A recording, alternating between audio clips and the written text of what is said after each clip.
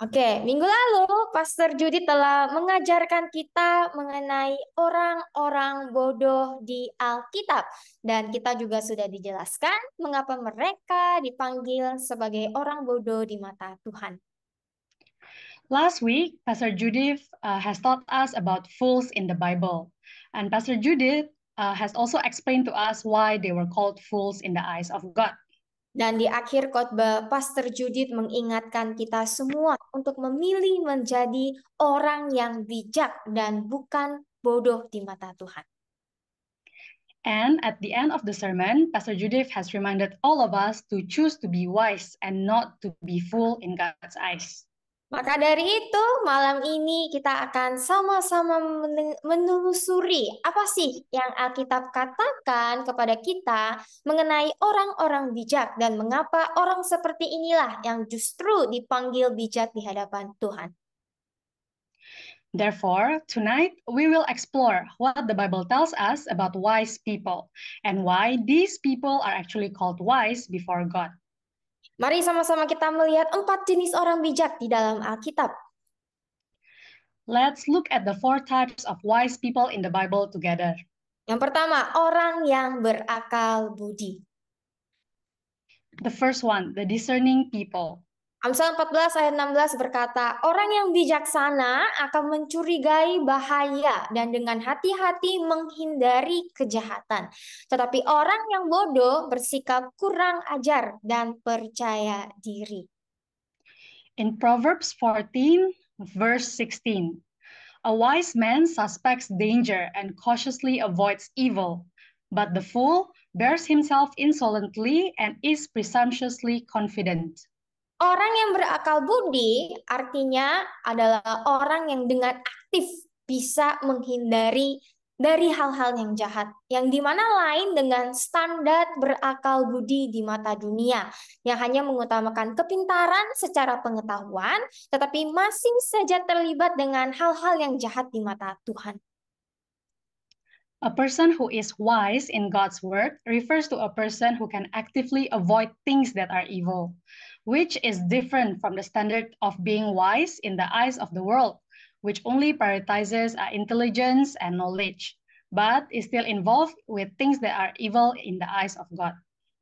Contohnya, banyak sekali orang Kristen sekarang yang bilang bahwa vape, rokok, tinggal sebarang pacar, masturbasi, menoleransi LGBT, pacaran dengan orang yang tidak seiman, merupakan hal yang biasa di dunia ini. Dan orang berakal standar di dunia ini akan terus berdebat dan membenarkan bahwa semua kegiatan-kegiatan tersebut tidaklah salah dan tidak merugikan orang lain. Yang dipikirkan hanyalah kesenangan sendiri.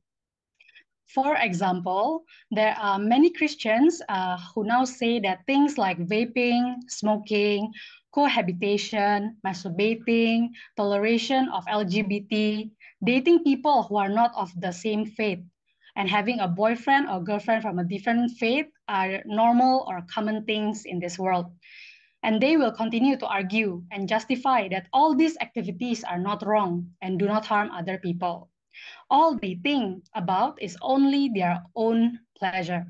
Tetapi orang yang berakal budi di mata Tuhan pasti akan tahu itu tidak boleh dilakukan karena seperti yang telah tertulis di 1 Korintus 6 ayat 19 sampai 20 bahwa tubuh kita merupakan baitnya Tuhan dan tubuh ini milik Tuhan sehingga kita harus memuliakan Tuhan dengan tubuh kita.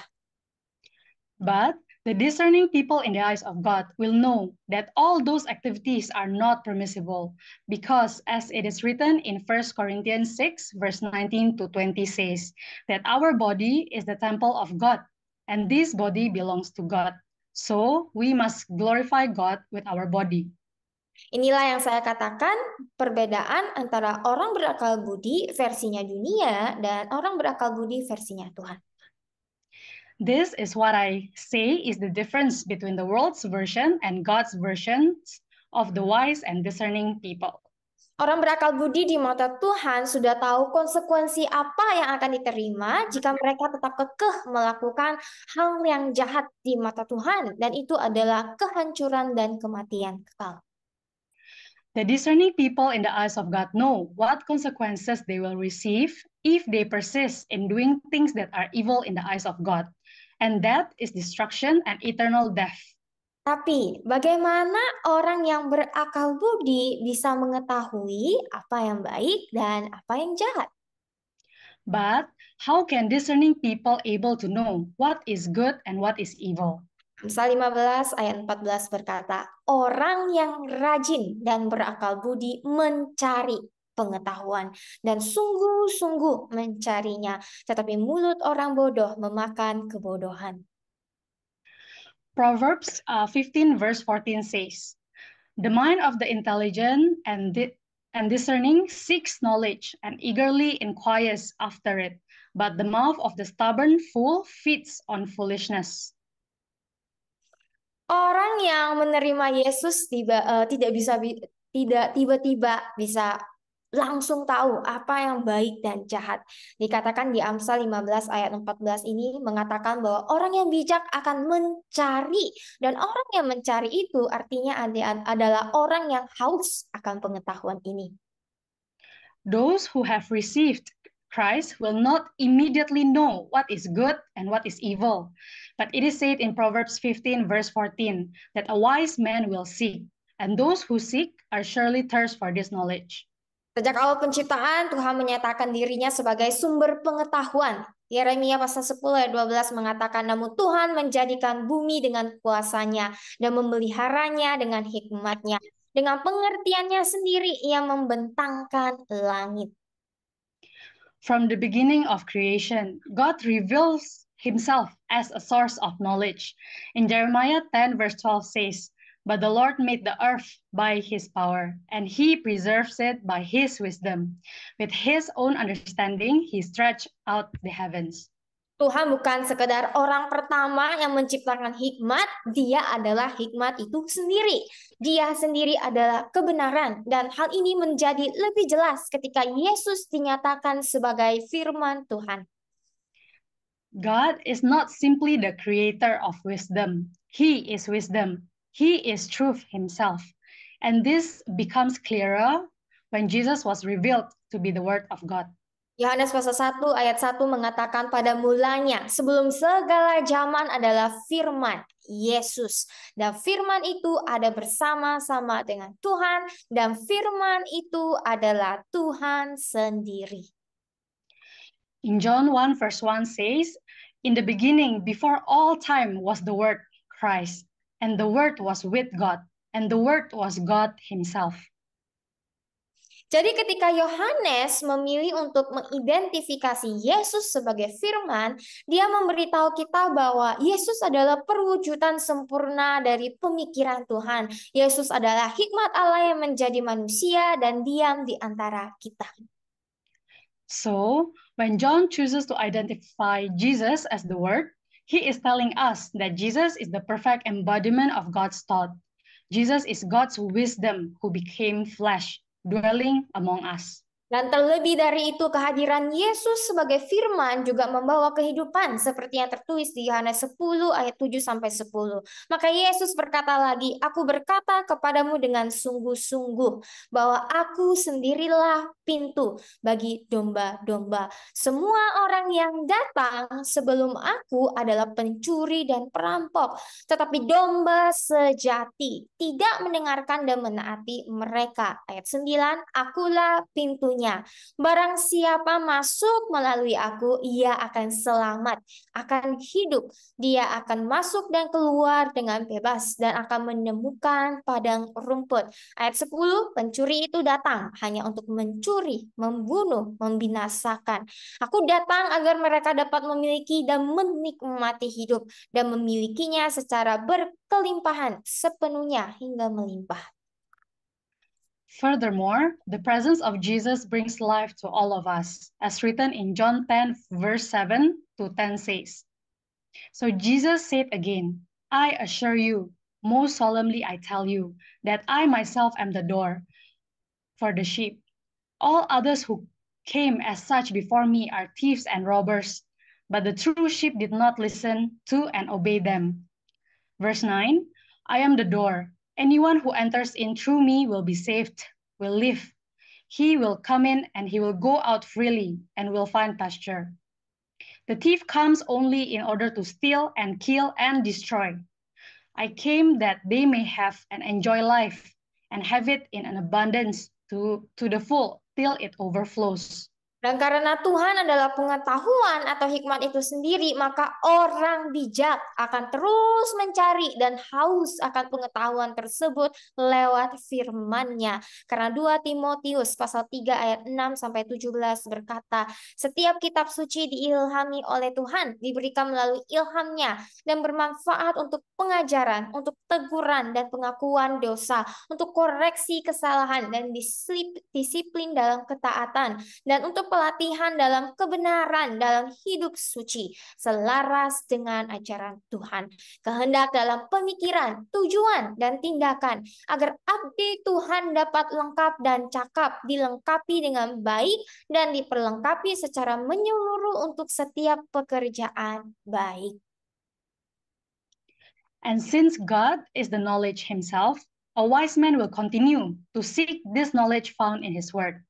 In 2 Timothy 3, verse 16 to 17 says, every scripture is God-breathed and given by his inspiration, and profitable for instruction, for reproof and conviction of sin, for correction of error, and discipline in obedience, and for training in righteousness, in holy living, in conformity to God's will, in thought, purpose, and action, so that the man of God may be complete and proficient, well fitted and thoroughly equipped for every good work. Firman Tuhan inilah yang akan membuat kita semakin serupa dengan Tuhan dan bisa mempresentasikan Tuhan lewat hidup kita. Karena firman Tuhan yang akan mengajarkan kita apa yang baik dan jahat di mata Tuhan. God's word will make us more like God and enable us to represent him through our lives, because God's word will teach us what is good and what is evil in his sight. Banyak sekali orang pintar di dunia ini, tetapi banyak juga di antara orang pintar ini yang tidak percaya kepada Tuhan, dikarenakan mereka telah dibutakan oleh kepintaran mereka sendiri. Makanya banyak orang yang berakal budi di mata dunia, belum tentu berakal budi di mata Tuhan. There are a lot of smart people in this world, but many of them don't believe in God or are disobedient to God because they are blinded by their own intelligence. And so many are wise in the eyes of the world, but not necessarily in the eyes of God. Contoh yang bisa saya pakai adalah kehidupan Tuhan Yesus sendiri. Kita tahu setelah Tuhan berpuasa selama 40 hari di padang gurun, Tuhan lapar. Dan Tuhan digodai oleh setan dengan 3 cobaan. Tapi tidak ada satu godaan pun yang Tuhan ladenin. An example that I can use is the life of Jesus himself. We know that after Jesus fasted for 40 days in the desert, he was hungry and was tempted by Satan with 3 trials. But God did not succumb to a single one. Tuhan bukan orang bodoh, Tuhan itu pintar. Dan semua godaan yang setan tawarkan adalah sama dengan tawaran yang dunia tawarkan saat ini. Tuhan hanya memperlihatkan bahwa dia itu tahu semua tawaran tersebut adalah jahat di mata Bapaknya. Dan Tuhan memilih untuk menyenangkan hati Bapaknya dan tidak terbuai dengan godaan dunia. Jesus is not stupid, he is smart. And all the temptations Satan offered are the same as the offers the world is offering today. Jesus showed us that he knows that these offers are evil in the eyes of his Father, and he chose to please his Father and not be lured by the temptations of the world. Mungkin ada yang berpikir, ya namanya juga Tuhan, masa Tuhan nggak bisa bedain mana yang baik dan yang jahat? Nah, kalau kita mengaku diri kita sebagai anak Tuhan, kok kita juga nggak bisa bedain apa yang baik dan yang jahat di mata Tuhan? Maybe some of us here will think, yes, he is God. Of course, he can differentiate what is good and what is evil. But so, if we claim to be children of God, why can't we differentiate between the good and the evil too? Amsal 2-6 berkata, karena Tuhan memberikan hikmat yang terampil dan saleh, dari mulutnya keluar pengetahuan dan pengertian. In Proverbs 2 verse 6 says, "For the Lord gives skillful and godly wisdom. From his mouth come knowledge and understanding." Semakin kita membaca firman-Nya, semakin kita mengenal Tuhan. Semakin kita mengenal Tuhan, semakin dalam kita tahu apa yang jahat dan baik di mata Tuhan. The more we read his word, the more we know our God. And the more we know God, the better we know what is evil and what is good in God's eyes. Pertanyaannya, apakah saudara sudah menjadi orang yang berakal budi di mata Tuhan? Apakah saudara sudah bisa membedakan mana yang baik dan buruk di hadapan Tuhan? Now the question is, have you become a wise or discerning person in God's eyes? Are you able to distinguish between the good and the evil before God? Tipe orang bijak yang kedua adalah orang yang bisa diajar. The second type of wise people are called teachable people. Amsal 13 ayat 1 berkata, anak yang bijaksana akan mendengarkan dan merupakan buah dari didikan dan koreksi anaknya. Tetapi seorang pencemooh tidak mendengarkan teguran. Proverbs 13 verse 1 says, "A wise son heeds and is the fruit of his father's instruction and correction, but a scoffer listens not to rebuke." Tipe orang bijak yang kedua adalah orang yang bisa diajar atau yang dikenal sebagai orang yang bisa mendengar dan menerima teguran. The second type of wise person is someone who is teachable, or those who can listen and receive reproof. Orang yang bisa diajar adalah orang yang tidak akan menyalahkan orang lain ketika mereka berbuat salah dan tidak hanya akan membela diri habis-habisan. A teachable person is somebody who will not blame others when they make a mistake and choose to only defend themselves to the hilt. Amsal 19 ayat 20 berkata, dengarkanlah nasihat, terimalah petunjuk, dan terimalah koreksi, agar kamu menjadi bijaksana pada masa yang akan datang. Proverbs 19 verse 20 says, "Hear counsel, receive instruction, and accept correction, that you may be wise in the time to come." Markus 4 ayat 25 juga berkata, sebab siapapun yang mempunyai hati yang mau diajar akan diberikan kepadanya lebih banyak pemahaman. Dan siapapun yang tidak memiliki kerinduan dan kebenaran, apapun yang dimilikinya akan diambil darinya. Mark 4 verse 25 also says, "For whoever has a teachable heart, to him more understanding will be given. And whoever does not have a yearning for truth, even what he has will be taken away from him."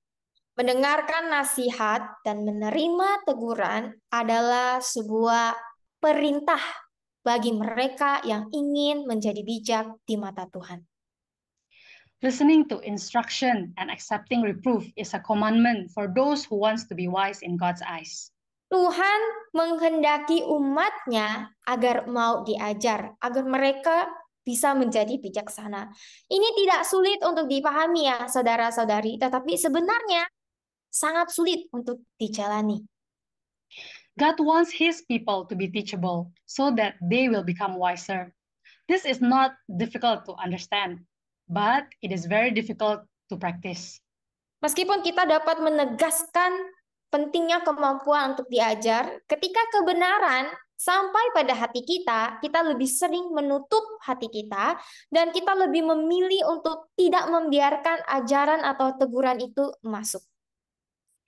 While we can affirm the importance of teachability, oftentimes when the truth reaches us, we chose to close our hearts. We prefer not to let in those teachings or those reprimands. Kita senang kalau orang lain mendengarkan teguran kita, tetapi kita justru tidak senang atau tersinggung ketika mendengarkan teguran dari orang lain. We are content when other people take in our reproof, but why are we discontent or offended when we hear other people's reprimands? Orang yang bijak juga tahu bahwa teguran Yang biasa diberikan adalah teguran yang membangun dan demi kebaikan dirinya sendiri. A wise person also knows that the reprimands that is usually given constructively are the ones that help them to grow and is given for their own good. Jika orang yang bijak ditegur untuk berhenti melakukan dosa, maka orang bijak akan memilih untuk mendengar, menerima teguran tersebut, karena mereka tahu bahwa pertobatan yang nyata itu penting di mata Tuhan dan memilih untuk tidak melakukan yang jahat di mata Tuhan. If a wise person is reprimanded to stop committing sins, then the wise person will choose to listen and accept the reproach because he knows that genuine repentance is required and one must hate all that is evil in God's eyes. Contoh yang bisa kita pelajari adalah Raja Daud. Kita tahu bahwa Raja Daud pernah melakukan dosa dengan bersetubuh dengan Batsheba dan membunuh Uria hanya untuk memuaskan hawa nafsunya. An example that we can learn from is from King David. We know that King David once committed a sin by having sexual relations with Bathsheba and killing Uriah just to satisfy his lust. Tetapi ketika Nabi Nathan menegur akan dosa Raja Daud langsung tersadar dan tersungkur ke bawah, menyadari dengan penuh penyesalan bahwa dia telah melakukan hal yang sungguh jahat di mata Tuhan, dan Raja Daud memilih untuk bertobat. However, when Prophet Nathan rebuked King David for his sin, King David immediately realized and kneeled down before him with great sense of regret that he had done something truly evil in God's eyes. And King David chose to repent. Raja Daud adalah seorang raja. Dia bisa saja memilih untuk tersinggung dan menolak teguran tersebut, terus membela dirinya dan berkata bahwa Batsheba yang bersalah. King David was a king. He could have chosen to be offended and rejected the rebuke and continue to defend himself and point Bathsheba to be the one who was at fault. Raja Daud bisa bilang, itu gara-gara Batsheba tuh ya, mandi di tempat terbuka. Dekat lagi sama kerajaan saya. Batsheba juga tidak menolak kok tawaran saya untuk melakukan seks bebas. King David could have said that she herself bathed in an open area in front of his palace, and Bathsheba also did not refuse his offer to have sexual relations. Tetapi apa yang dilakukan oleh Raja Daud? Tak pernah tercatat di dalam Alkitab bahwa dia menyalahkan Batsheba atas kesalahannya sendiri. Dia mengaku akan dosanya dan memilih untuk bertobat. Ini adalah contoh dari orang bijak yang bisa diajar. However, what is it that King David did? It was never really recorded in the Bible that he blamed Bathsheba for his own mistakes. Instead, he confessed and chose to repent. This is an example of a wise man who is teachable. Raja Daud memang bukanlah raja yang sempurna. Dan kita semua yang di sini juga bukanlah manusia yang sempurna. Tetapi hal yang sungguh masih membuat saya melihat Raja Daud adalah raja yang bijak karena sikap hatinya yang mau diajar dan ditegur, dan bukan hanya itu saja, dia memilih untuk bertobat. King David was not a perfect king, and all of us here are not perfect humans either. But what stands out for me is that King David was a wise king in his attitude of being willing to be taught and rebuked. Not only that, he also chose to repent. Pertanyaannya, mengapa sih orang yang bisa diajar itu termasuk orang yang bijak di mata Tuhan? The question is, why are teachable people considered as someone who is wise in the eyes of God? Jawabannya sederhana, orang yang bisa diajar dan mau terima teguran adalah orang yang mencerminkan sikap kerendahan hati. The answer is simple. People who can be taught and are willing to accept reprimands are people who display an attitude of humility. Orang yang mau diajar rela untuk melembutkan hatinya sehingga teguran apapun yang diberikan akan diterima. Dan orang yang mau diajar tidak akan mengeraskan hatinya. Saudara-saudariku, mengikuti Yesus berarti mau diajar. Jadi kita sendiri yang harus memupuk atau mengembangkan sikap hati ini. People who wants to be taught are willing to soften their hearts so that whatever rightful rebuke given to them will be accepted. People who want to be taught will not harden their hearts. Following Jesus means being willing to be taught. So we ourselves must cultivate and develop this attitude of heart. Orang yang bijak juga mengerti bahwa memiliki sikap kerendahan hati merupakan suatu perintah dari Tuhan. Seperti yang telah dikatakan di Matius 18 ayat 3. Dan dikatakan sesungguhnya aku berkata kepadamu kecuali kamu bertobat, berubah, berbalik, dan menjadi seperti anak kecil yang percaya, rendah hati, penuh kasih, pemaaf, kamu tidak akan pernah bisa masuk ke dalam kerajaan surga sama sekali. Wise people also understand that having an attitude of humility is a command from God. As has been said in Matthew 18, verse 3 says, and said, truly I say to you, unless you repent, change, turn about, and become like a little children, trusting, lowly, loving, forgiving, you can never enter the kingdom of heaven at all. Dan orang-orang yang bisa diajar inilah adalah orang yang sanggup menerima semua ajaran Tuhan, termasuk ajaran untuk rendah hati dan hidup kudus. Maka dari itu, mereka adalah orang yang bijak di mata Tuhan. And people who are teachable are those who are able to accept all of God's teachings, including the teachings to be humble and to live a holy life. These are people who are considered wise in the eyes of God. Yang ketiga, tipe orang bijak yang ketiga adalah pembuat dan pemelihara damai. The third type of wise people is called peacemaker and keeper. Amsal pasal 17 ayat 28 berkata, bahkan orang bodoh yang berdiam diri dianggap bijaksana.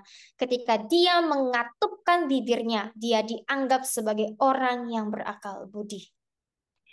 Proverbs 17 verse 28 says, even a fool, when he holds his peace, is considered wise. When he closes his lips, he is esteemed a man of understanding.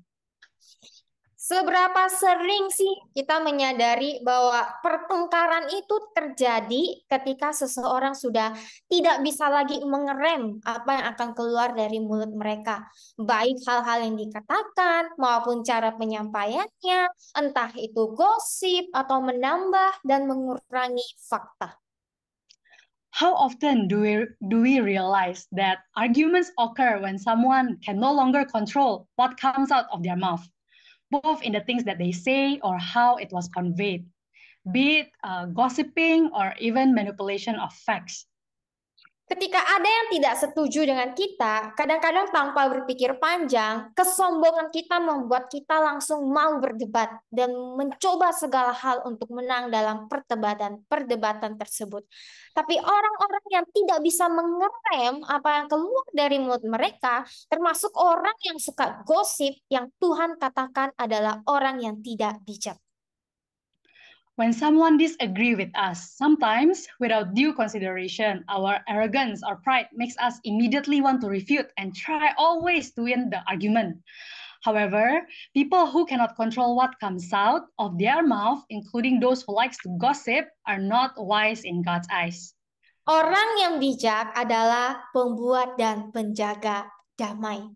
Orang yang seperti ini adalah orang yang tahu betul bagaimana caranya untuk tidak sembarangan berbicara, tidak seenaknya marah, tidak cepat tersinggung, dan tidak merasa diri sendirilah yang paling benar.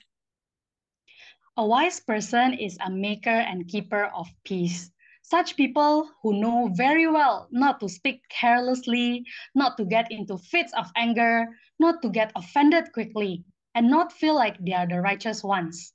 Contohnya, ketika ada yang buat kita kesal, entah itu hal kecil atau hal besar, baik itu dalam keluarga maupun orang luar, baik mereka Kristen maupun bukan, ada dua reaksi yang bisa orang Kristen berikan. For example, when someone upsets us, whether in a small or big way, whether they are family or outsiders, whether they are Christians or not, there are two reactions that Christians can give. Yang pertama, kita meladeni kesalahan itu dan berkata, loh, kan dia emang buat aku kesal. Ya aku harus gimana? Masa diam-diam aja dan nggak bela diri? Bagaimana aku nggak marah? The first one is to indulge in their own pride and say, you know, he really makes me upset. So what should I do? How can I be quiet and not defend myself? How can I not be angry? Atau ada reaksi kedua yang bisa kita berikan. Dalam hati dan pikiran berpikir, ya udahlah, maklumilah, mereka bukan orang Kristen. Saya orang Kristen, jadi saya harus menjadi pembuat dan pemelihara damai. Or there's a second reaction that can be given. While thinking and in our heart we say, well, just accept and face it, they are not Christians. I am Christian, so I have to be a maker and keeper of peace. Respon mana yang saudara akan berikan? Which response will you give? Oh, atau contoh lainnya, ketika kita lagi capek, apakah kita bisa dengan seenaknya membentak atau menaikkan nada suara kita kepada orang lain hanya karena kita sedang capek? Or another example, when we are tired after a long day, can we just shout or raise our voice at other people just because we are feeling tired?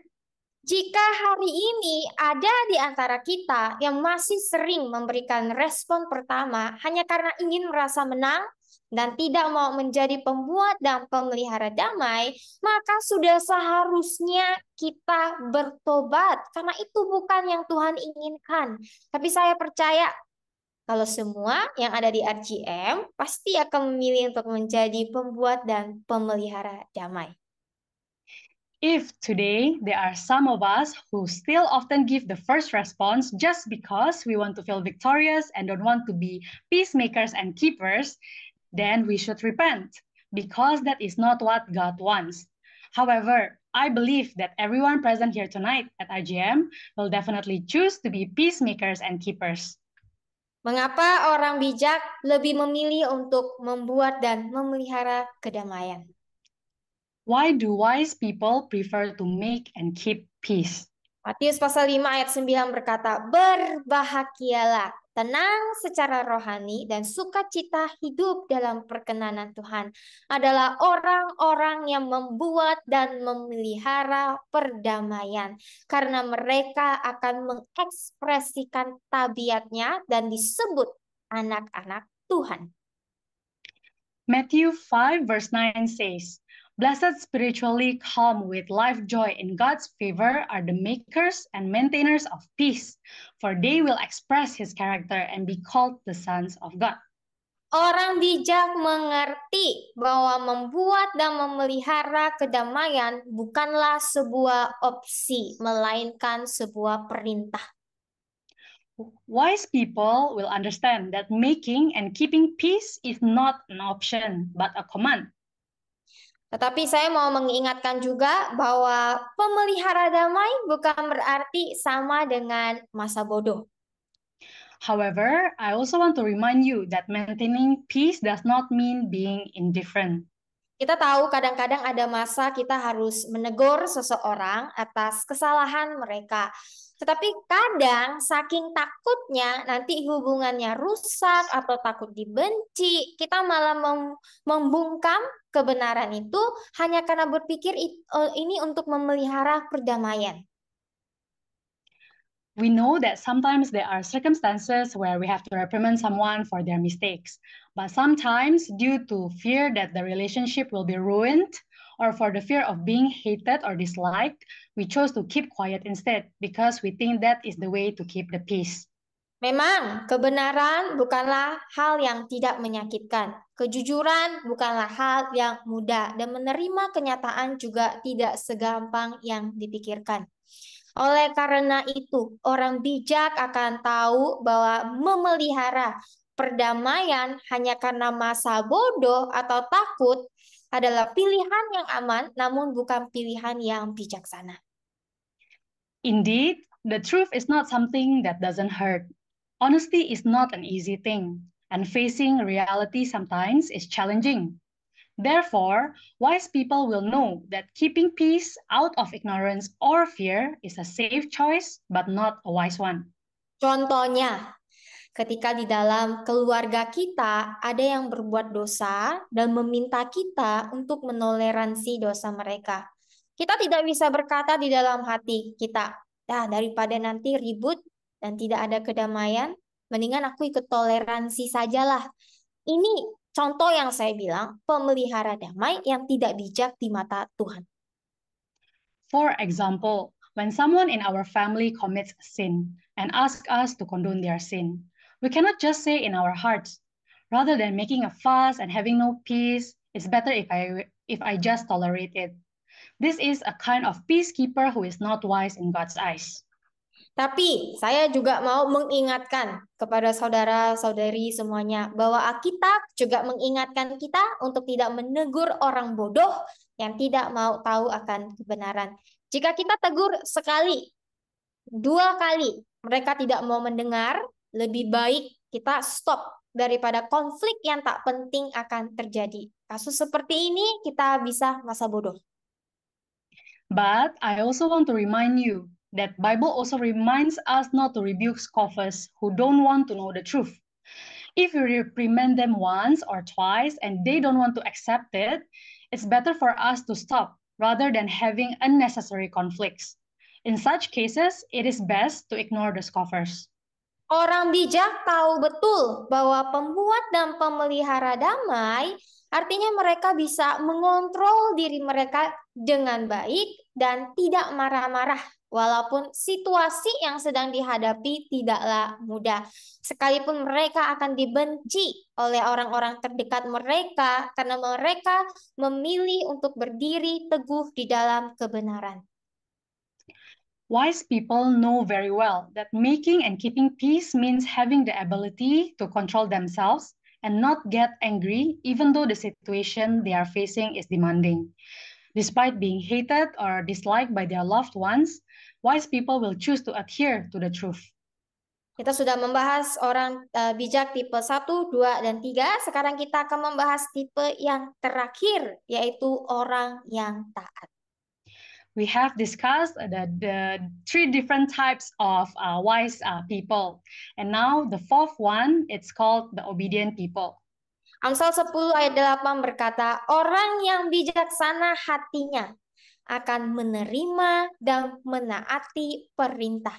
Tetapi orang yang bodoh hatinya akan jatuh tersungkur.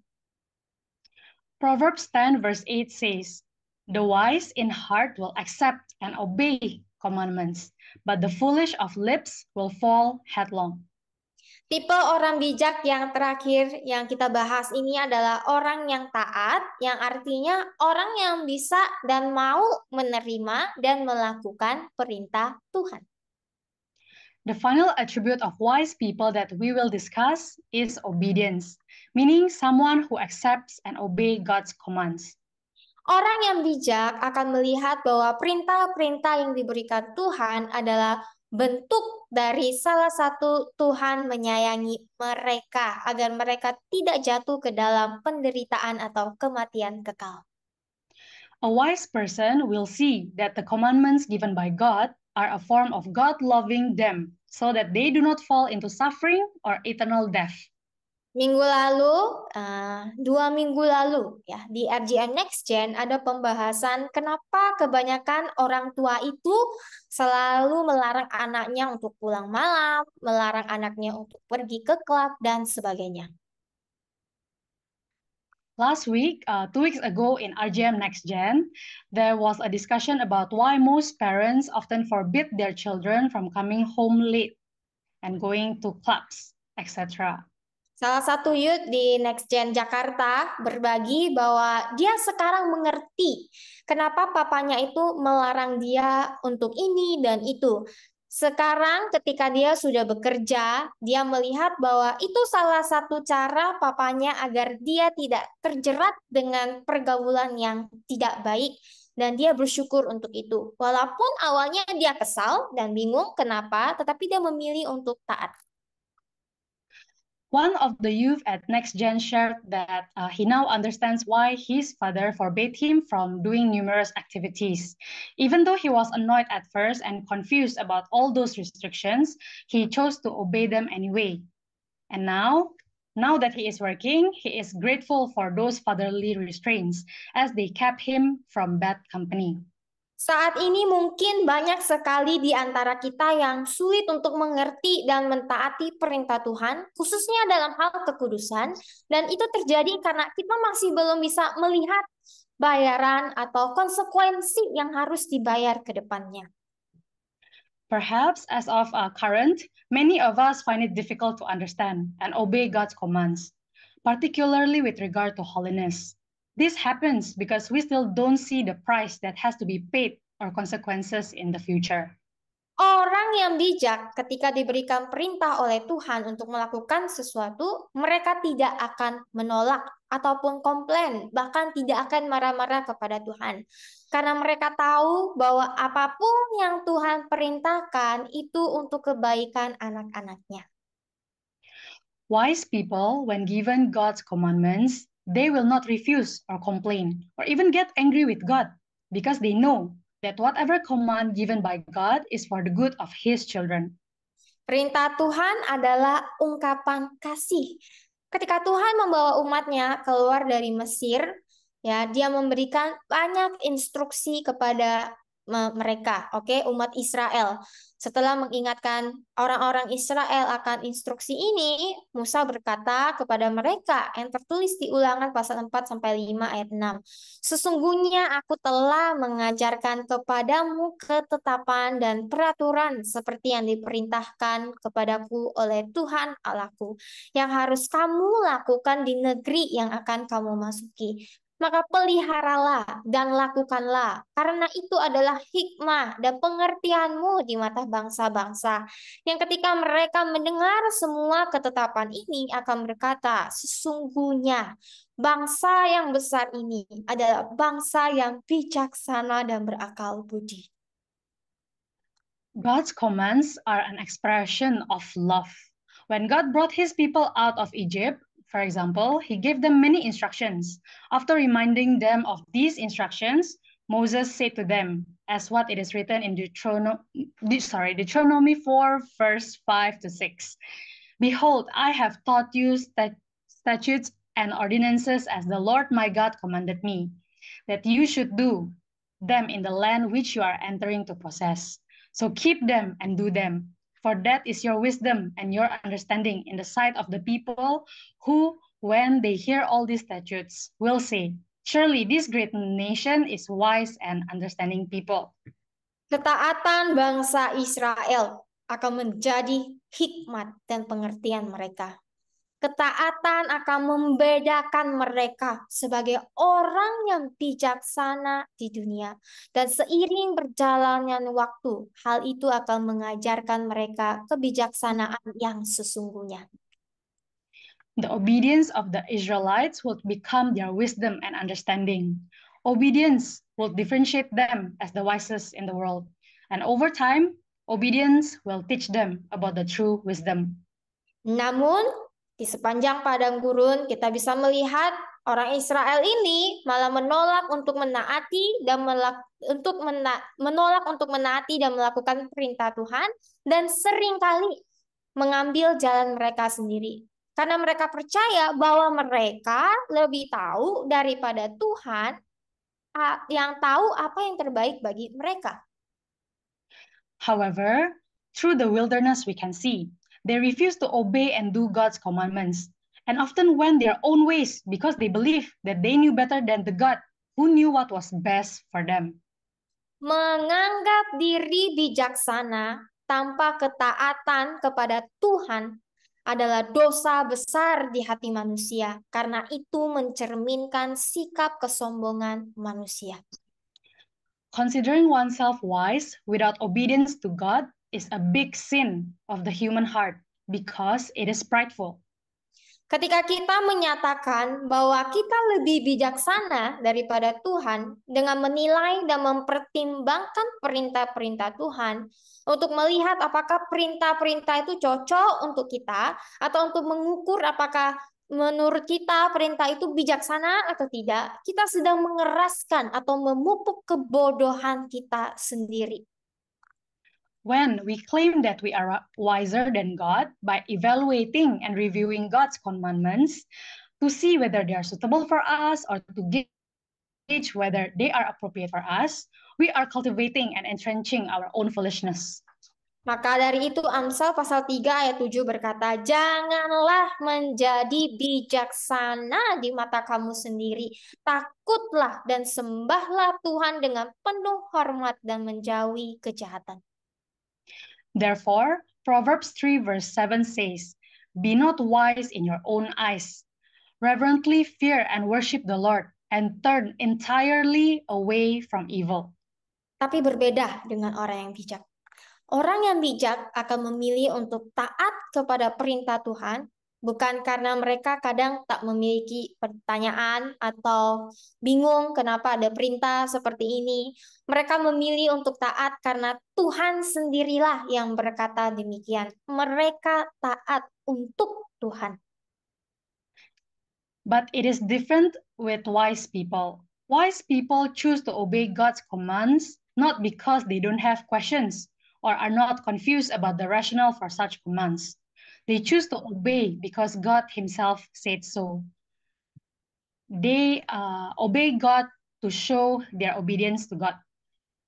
Orang yang bijak di mata Tuhan tidak akan dipenuhi dengan kesombongan, tidak akan dipenuhi dengan kebencian, tidak akan dipenuhi dengan dendam, tidak akan dipenuhi dengan keserakahan dan hawa nafsu lainnya.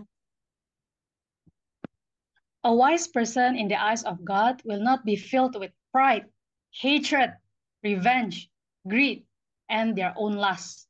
Orang yang bijak di mata Tuhan akan terus-menerus memilih Tuhan dibandingkan menjadi musuhnya Tuhan. Seperti yang telah tertulis di Yakobus pasal 4 ayat 4, kamu seperti istri yang tidak setia, memiliki hubungan cinta terlarang dengan dunia dan melanggar janji pernikahanmu dengan Tuhan. Tidak tahukah kamu bahwa menjadi sahabat dunia berarti menjadi musuh Tuhan?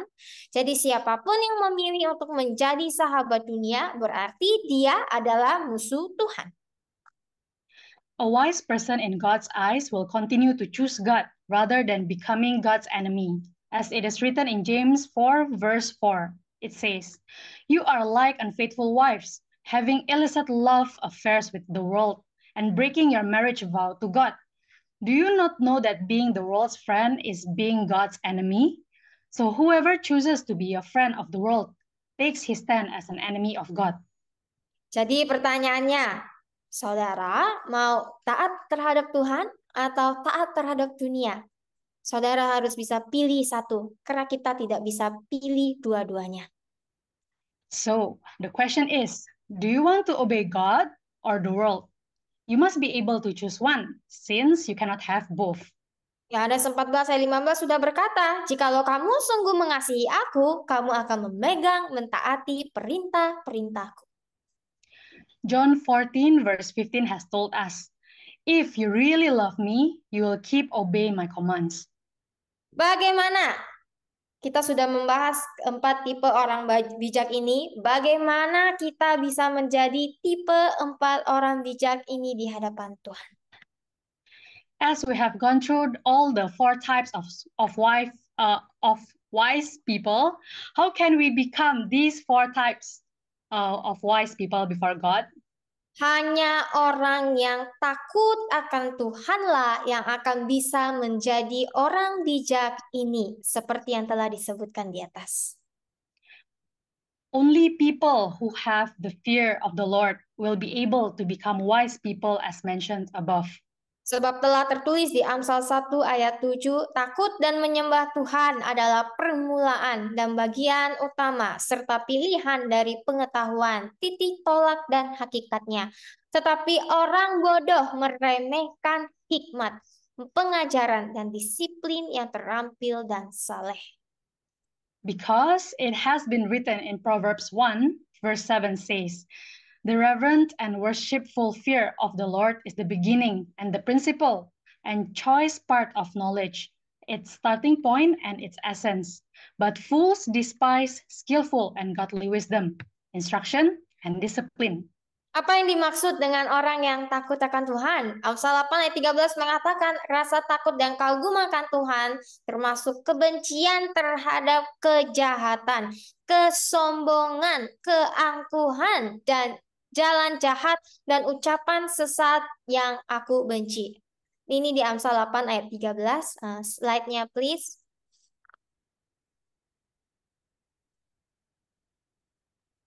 Okay, what is meant by a person who fears the Lord?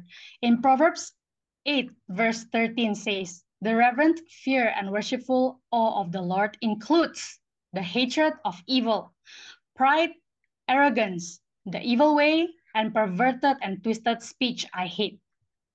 Orang yang takut akan Tuhan bukan hanya dengan datang ke gereja setiap hari, melayani di gereja, memberikan perpuluhan yang begitu besar, berdoa, dan membaca Alkitab setiap hari.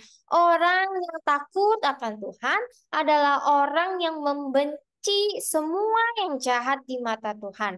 Orang yang takut akan Tuhan adalah orang yang membenci dosa.